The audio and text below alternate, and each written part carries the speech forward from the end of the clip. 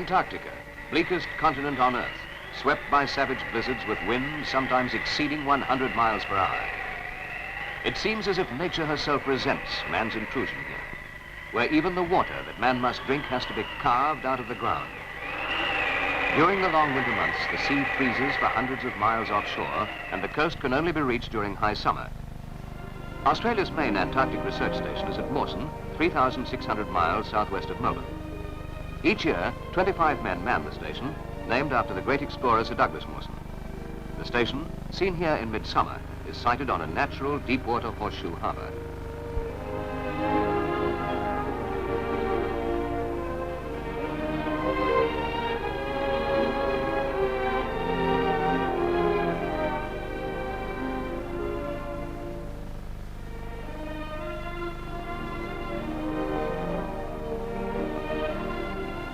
The proclaimed Australian territory in Antarctica totals nearly 2.5 million square miles, about 3/7 of the continent.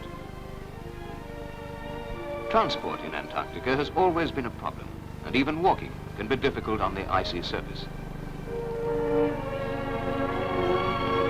Taking to the air is one solution, but aircraft and helicopters are expensive to operate and have limited capacity. Scientists thus still do most of their traveling on the surface, on dog sledges, on skis, or by tracked vehicles. But the 1963 expedition has a very welcome new addition to its transport fleet, a bright red Volkswagen sedan.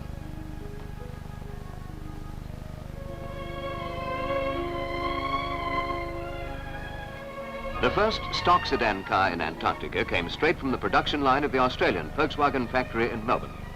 The car is just the same as many thousands of similar deluxe sedans running around the roads of Australia. Now it proudly bears the symbol of the Australian National Antarctic Research Expeditions. Very little was done to the car to prepare it for its journey south. An oil pressure gauge and ammeter were fitted. Otherwise, the car just received the normal winterizing procedure that's standard for vehicles operating in Northern Europe.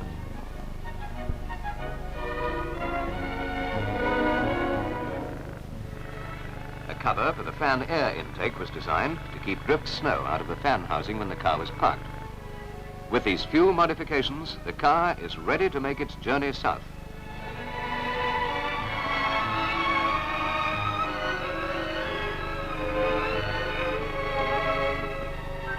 Supply ships journey from Melbourne to Mawson once a year towards the end of summer, changing over the party who man the station.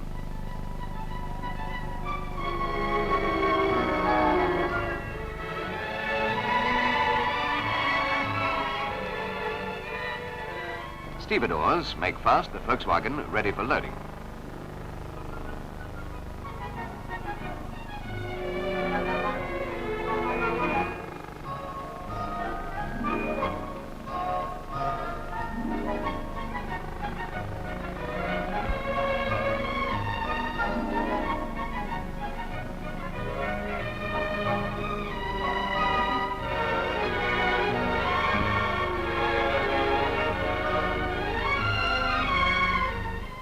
The mooring ropes are cast off, and the 1963 expedition is on its way south.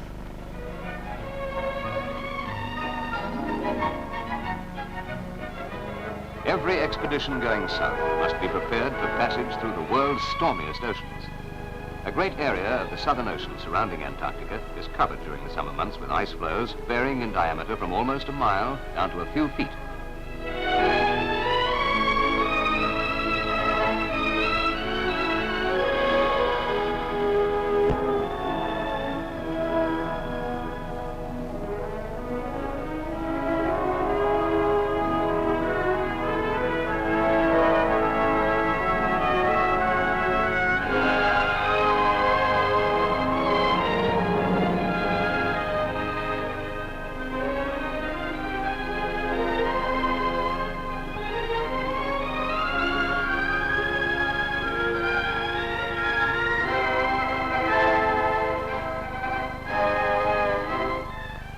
The last few ice floes between the Neladan and Mawson are dealt with summarily as the powerful icebreaker forges ahead.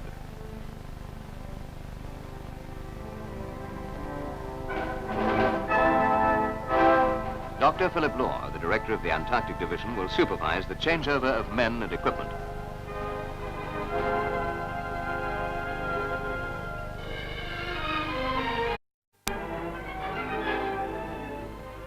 The unloading starts as soon as possible after arrival, and the Volkswagen is one of the first items of equipment to come ashore.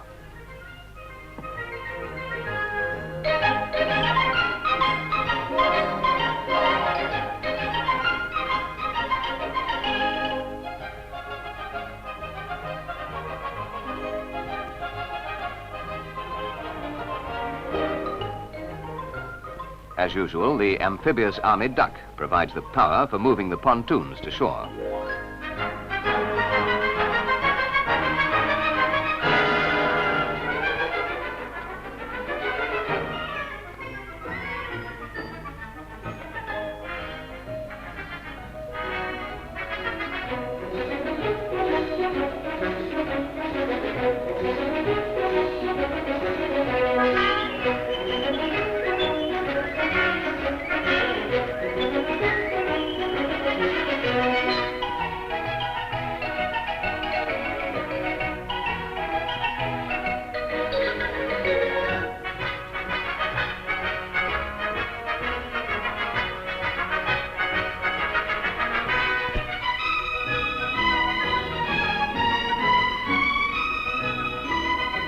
The Volkswagen is eager to get back to dry land and prove its worth.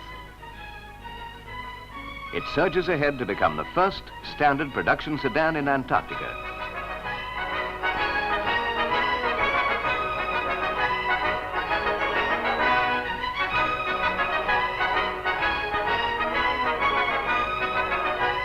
These Australians expect Volkswagens to be able to take any type of terrain, rock, mud, slush and snow, and not falter. But how will it perform in Antarctica? The engine being air-cooled, there'll be no freezing radiator problems.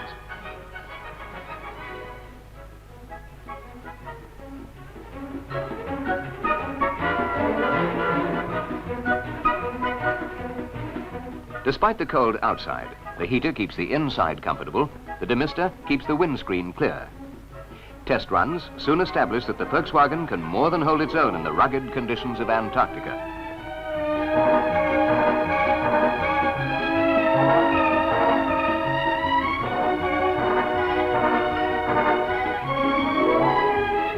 The car proved that it could do much of the work normally carried out by the track vehicles.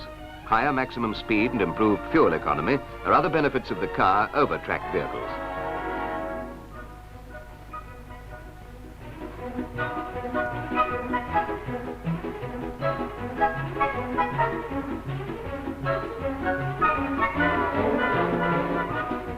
A trip was made to Rumdoodle Airfield, 10 miles inland from Mawson, on the vast polar plateau. The officer in charge of Mawson, Mr. Ray McMahon, cabled back to Melbourne that the car had made the run in 65 minutes, a near record time. Mr. McMahon reported that the vehicle's performance had been excellent and that the ice slopes and crevassed hills had been encountered without difficulty. Since this film was taken and brought back on the Neladan, cabled reports have told of trouble-free motoring on a number of assignments. The men at Mawson are delighted with the new addition, and Volkswagen is proud to be associated with the vital work being carried out by the Australian National Antarctic Research Expeditions, and confident too that the inimitable Beetle will prove as indefatigable in Antarctica as 6 millions of its brothers have proved on the other great continents of the world.